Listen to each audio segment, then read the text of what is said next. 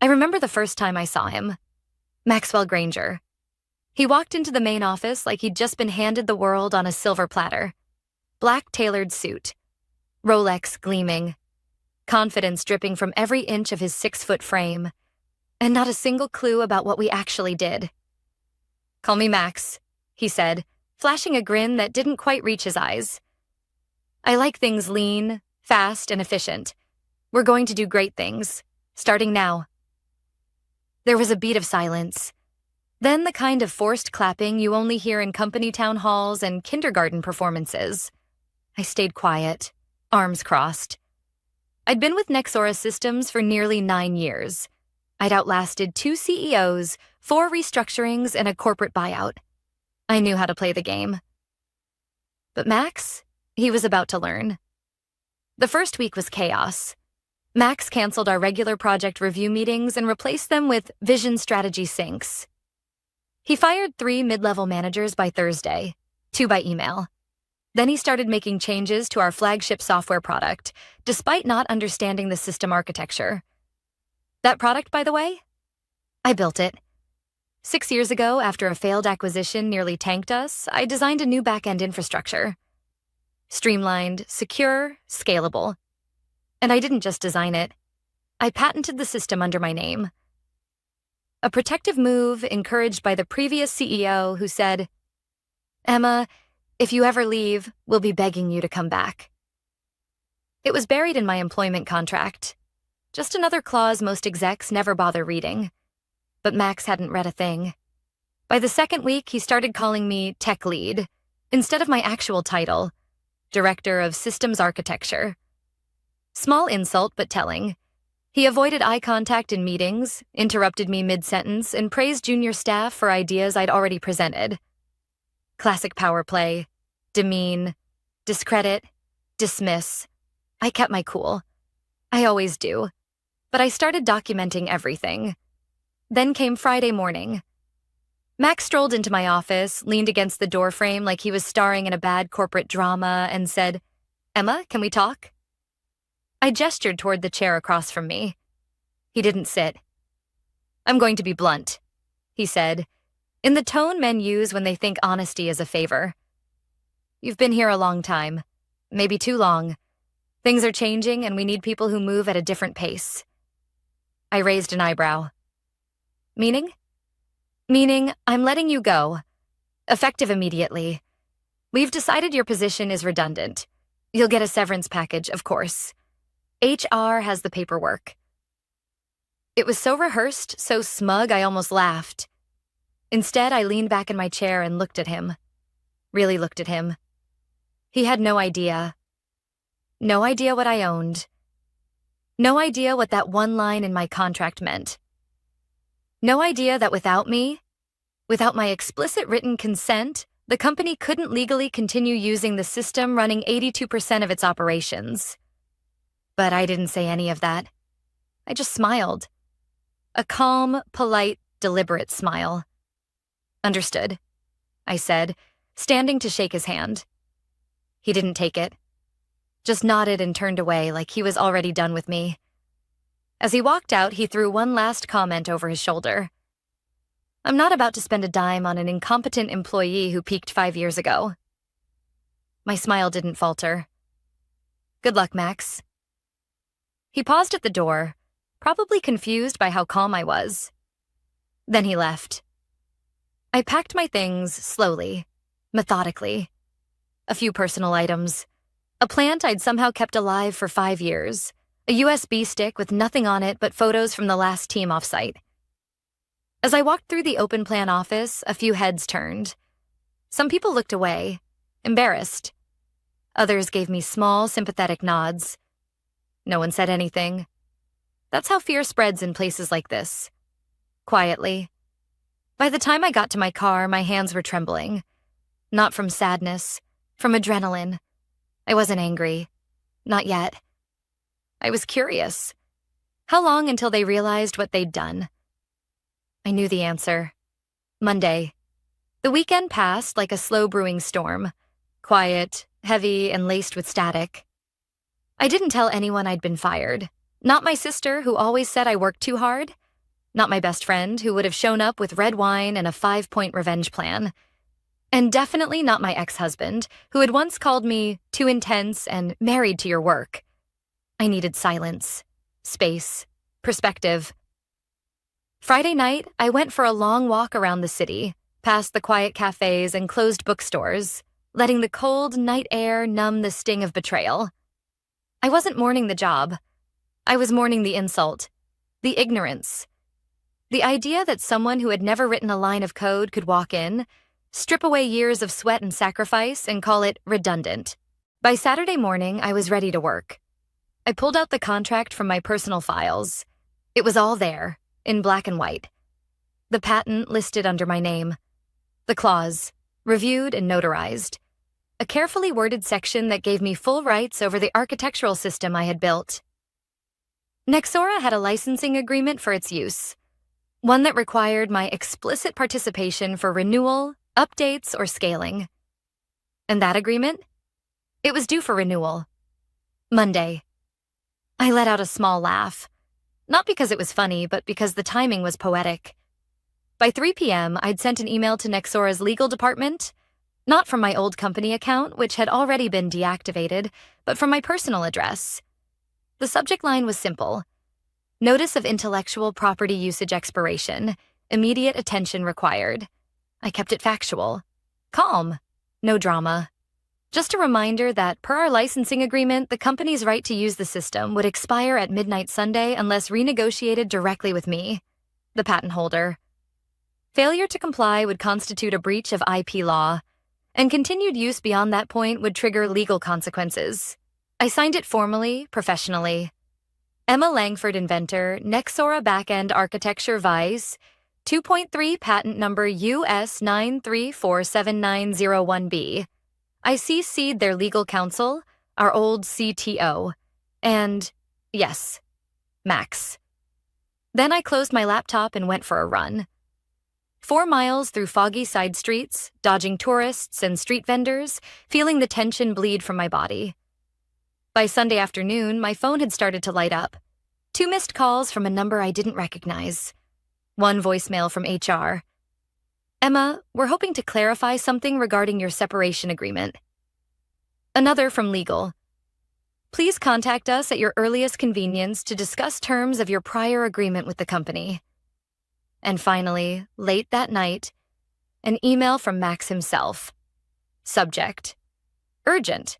Contract. Misunderstanding. Emma, I believe there's been a miscommunication. I'd like to speak with you directly to clear the air and resolve this situation before business resumes Monday. Please call me ASAP. Max. There it was. The panic. I didn't respond. Let them stew. Let them come to work Monday morning and realize the entire company's infrastructure, the scheduling system, the CRM, the API integrations, the automated reporting, the client access portals, depended on a license they no longer had. I didn't want revenge. I wanted respect. And if it had to come in the form of panic emails and legal fire drills, so be it. By the time Monday arrived, I had already been up for hours. Coffee brewed, phone fully charged, laptop open. I sat on my couch in leggings and an oversized hoodie, watching the clock tick toward 8 a.m., the official start of the Nexora workday. At 8:07, my inbox exploded. System error. Backend authentication failed. Urgent. Clients cannot access dashboard. Emma, please call me, now. From Max. Then came a text. From Nicole, an old friend in product.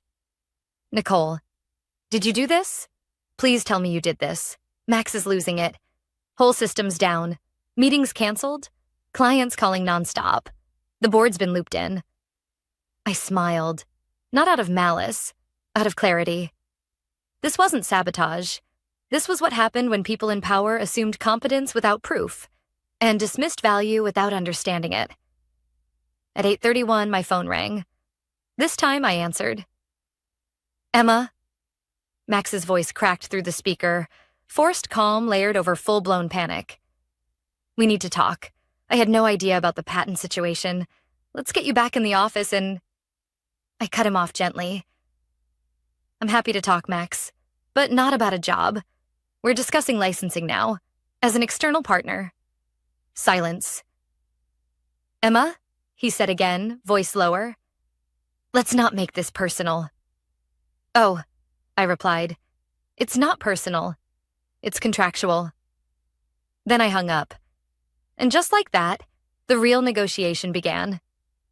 I walked into the Nexera building at 9:12 a.m. on Monday morning. Not through the back employee entrance, but through the front lobby. My heels echoed across the marble floor, crisp and deliberate, the sound unfamiliar to me after years of slipping in unnoticed with a travel mug and laptop bag. This wasn't a return. It was a reintroduction. The receptionist blinked when she saw me. Ms. Langford? I smiled. I have a meeting with legal. She nodded quickly, clearly unsure of what was happening, and picked up the phone. Her hand trembled just slightly as she dialed. I could feel the energy in the room shift. The way people paused mid-conversation, the glances from employees pretending not to look. Take the elevator to the 7th floor, she said. They're waiting. As I stepped in and the doors closed, I caught my reflection in the mirrored panel. Confident. Unshaken. But beneath the surface, my heart was thudding. Not with fear, with focus. I'd spent the weekend preparing for this moment, not just to defend my work, but to define my value. When I entered the legal conference room, the tone was cautious. The company's general counsel stood up to greet me, followed by 2 members of the internal legal team and a senior advisor I recognized from an old merger. Max was not there. I took a seat at the far end of the table. Let them come to me. Emma, the general counsel began, his voice smooth but clipped. We appreciate you coming in. We want to get ahead of this and resolve things amicably. Of course, I replied. I'm all for clean resolutions. I assume you've reviewed the licensing agreement? He nodded. We have. Your claims are valid. The system patent is registered under your name, and per the agreement, continued use without your consent constitutes a violation. And the renewal date? Expired at midnight, as stated. There was a pause. Then he leaned forward. We'd like to propose a retroactive licensing extension. 1 year. Same terms, full operational access. I smiled. That won't work for me. A murmur passed around the room.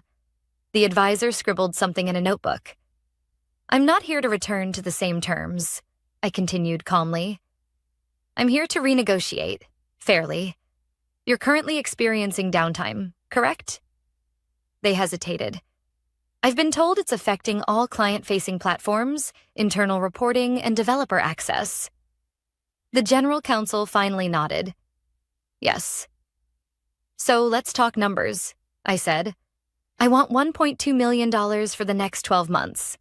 Non-exclusive, renewable quarterly. Full system support through me directly or a consulting team I approve. And a public acknowledgement of the patent in company documentation. It wasn't a bluff. It was a market-aligned figure based on the system's reach and impact. The silence in the room told me they hadn't expected me to walk in prepared. Not like this. One of the legal associates cleared her throat. That's a significant increase. It's reflective of value, something this company has forgotten how to measure. The general counsel leaned back in his chair. We'll need to take this to the board. I'll wait, I said simply. But just so you know, each hour of delay affects client trust, your reputation, your stock trajectory. I'd advise moving quickly. They didn't argue.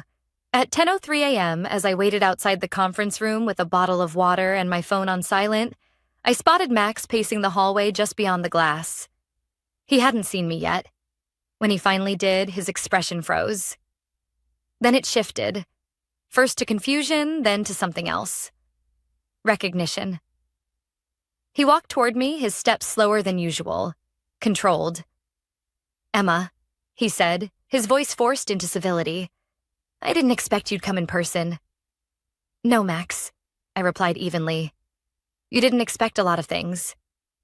I think this has gone too far, he started, hands in pockets, trying for casual. We should have had a conversation before lawyers got involved. You mean before you fired me? I raised an eyebrow. That decision was based on incomplete information. No, I said, standing. That decision was based on ego, and now you're dealing with the consequences. He opened his mouth again, but I didn't give him the chance. I'm not angry, Max. I'm simply done being underestimated. I've documented everything. The patent, the licensing terms, your email firing me without cause. I'm not here to argue. I'm here to negotiate. If you want to salvage this deal, and maybe your job, you'll let legal do their work. His jaw tensed. I walked past him, back toward the meeting room. Oh, and Max? I said, turning over my shoulder. Good luck. That word again. Luck, something I never needed. By noon, the conference room was full again. Only this time, the energy was different. Tighter. Sharper. The board hadn't joined, but I could feel their presence looming behind every word the legal team spoke. The stakes had changed. What was once a miscommunication was now a legal crisis with operational fallout and stockholder implications. I didn't flinch. The general counsel sat directly across from me. He looked less polished than earlier. Tie loosened, jaw clenched. We've reviewed your proposal, he began, measured. And while we find the terms aggressive, accurate, I corrected. He paused, nodded. Accurate. We're prepared to accept the licensing rate with a caveat. 6-month contract. Renewable quarterly, as you suggested. Public acknowledgement. We'd prefer to phrase it as technical collaboration rather than a full patent credit. I leaned forward. No. His brows lifted. Excuse me? I want it stated clearly and publicly. System designed and patented by Emma Langford. No spin, no sanitized language. The company ran on my architecture for 6 years, and you've all benefited from it. I'm not walking away nameless so Max can save face. The room stilled. The associate to the left glanced at her notes but didn't speak. The advisor scribbled something again. The general counsel adjusted his glasses. We'll take that to the board. Do that. I stood, gathering my folder. And while you're at it, I'd advise transparency. The SEC doesn't take kindly to unreported licensing conflicts that impact system functionality. That landed like a hammer, because that's the game no one likes to admit in public. How a single systems failure, especially due to intellectual property misuse, can shake investor confidence, trigger audits, or worse, lead to delisting threats. I knew their playbook better than they thought. And now, I had my own. As I walked out into the corridor, I spotted Nicole again, this time in a corner near the elevators. She gave me a look, half shock, half admiration. They're calling you the firewall upstairs, she said with a grin. I smiled faintly. Better than being called redundant. She laughed, then lowered her voice. People are talking, Emma. Max is in full spin mode. Telling the board it was all a misunderstanding, claiming you never disclosed the licensing expiration. That's a lie, I said calmly. But let him talk. Truth doesn't need volume. Nicole leaned closer. Everyone saw the memo. You CC'd legal before the deadline. There's paper everywhere. The interns are whispering about it like it's Watergate. I didn't reply right away. My mind was already moving ahead, to the second wave. Because reclaiming control wasn't enough. I wanted accountability. The next morning, I sent a follow-up email. Not to legal, not to Max, but directly to the board chair, using the address I'd quietly kept from an old initiative we'd collaborated on years ago. The subject line was short. System licensing, public statement, and leadership conduct. I was respectful, concise, factual.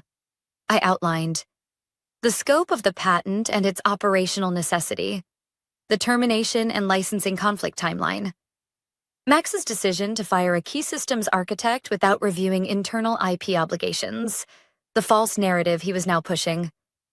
I closed with a simple question. If this is how he handles internal resources, how do you expect him to manage external partners, vendors, or regulators? By that afternoon, the response came, not from the chair, but from a senior board liaison.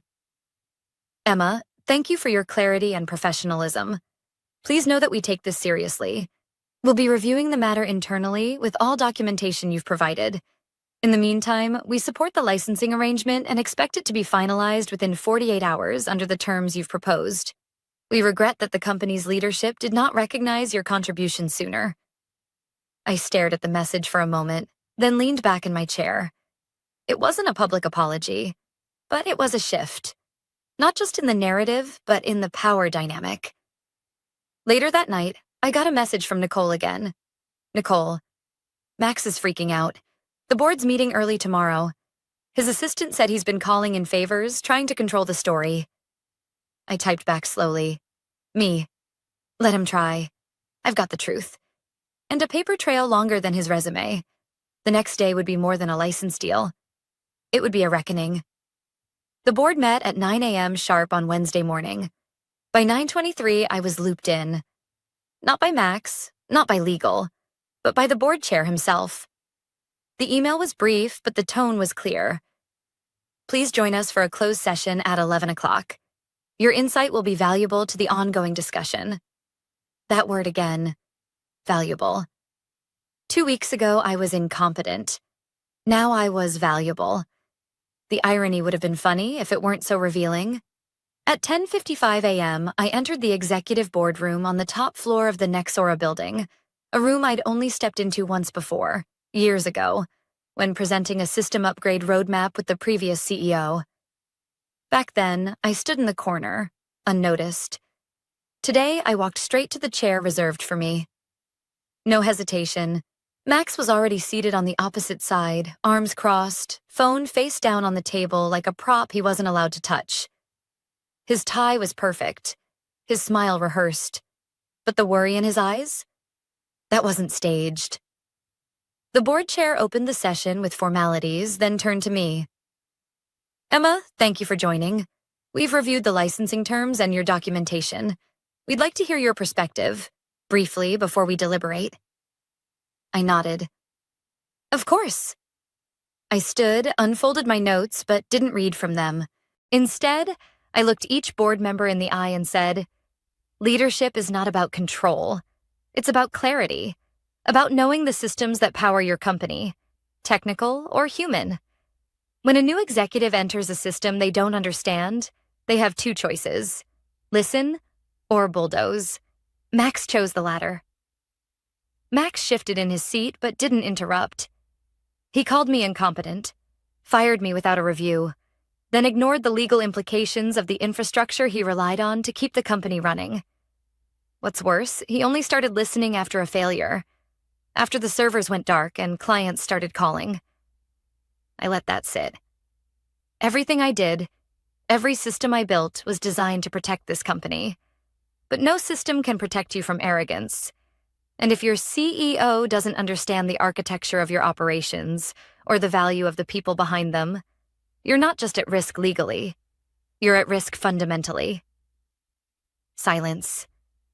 Then one board member leaned forward. What would you do if you were in his seat? I smiled, just slightly. I wouldn't be in his seat. I'd be beside someone who understands product, culture, and legal.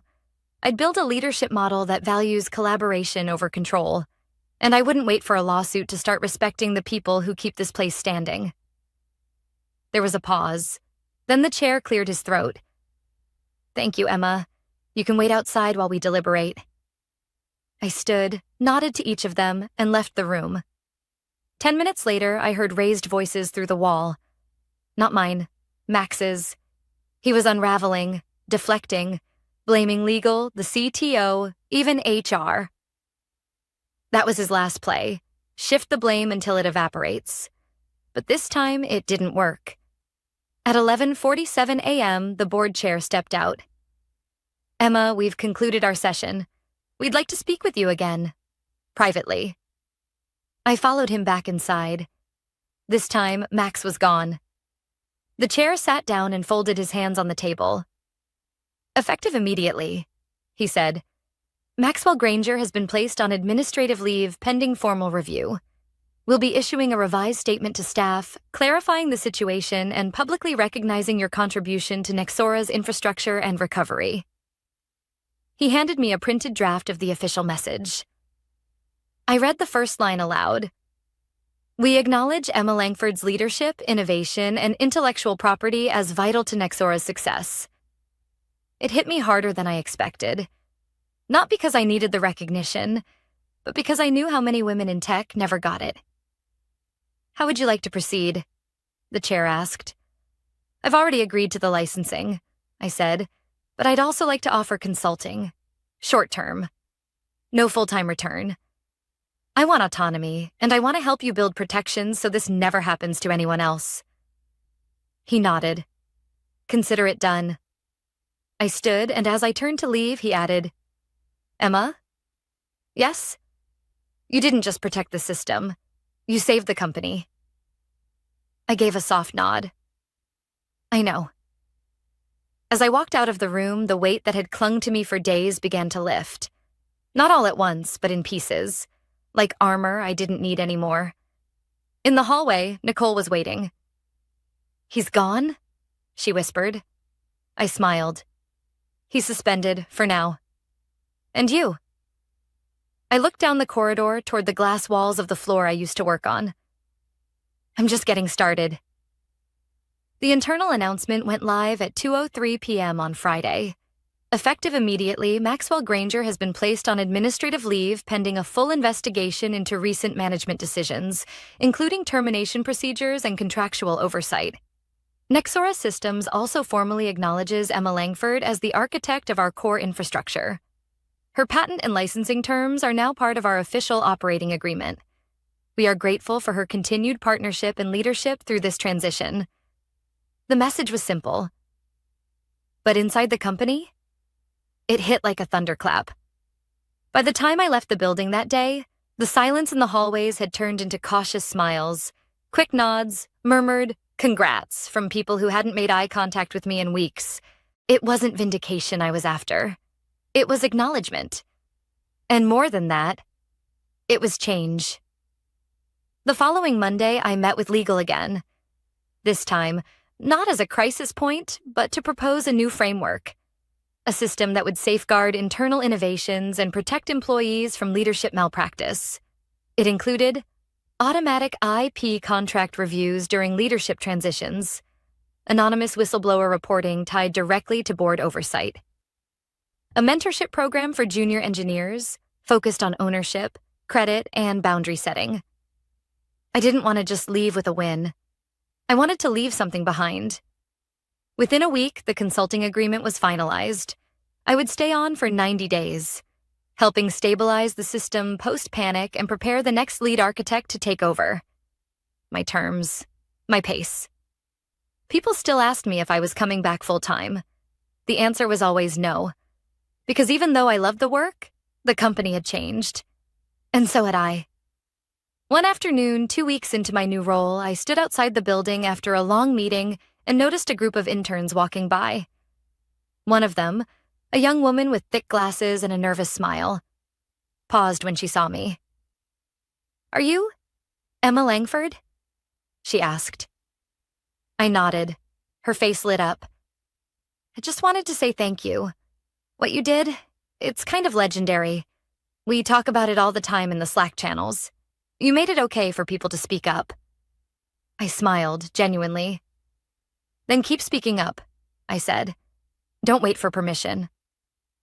She nodded and jogged to catch up with her group, leaving me with a strange feeling. Not pride exactly. Something deeper. Legacy. That weekend, I finally allowed myself to exhale.